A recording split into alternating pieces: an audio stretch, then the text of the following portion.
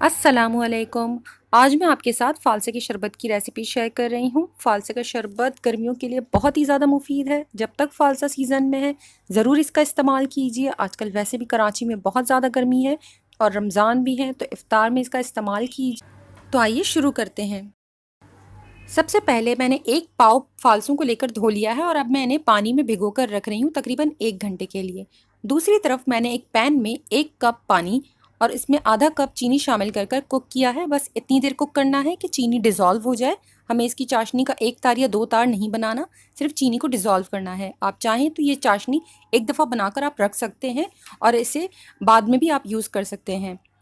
इसके बाद आप भीगे हुए फ़ालसे, चाशनी और इसमें 1/4 चाय का चम्मच काला नमक शामिल कर कर इसे अच्छी तरह से ब्लेंड कर दीजिए। ब्लेंड करने के बाद अगर आप पसंद करें तो इसे छान लें, वरना आप इसे ऐसे पल्पी भी कंज्यूम कर सकते हैं, बट मैं प्रेफर करती हूँ कि इसे छान लिया जाए ताकि सीड्स के जितने भी पार्टिकल्स हैं वो रिमूव हो जाते हैं। थोड़ी मोटी छन्नी से अगर आप छानेंगे तो पल्प अच्छी तरह से निकल आएगा और सीड्स रह जाएंगे। इसके बाद आप इसके अंदर शामिल करें 1 टेबल स्पून के बराबर किसी भी अच्छे ब्रांड का लाल शरबत। इसे अच्छी तरह से मिक्स कर लीजिए। इस जूस को बहुत ज़्यादा ठंडा कीजिए।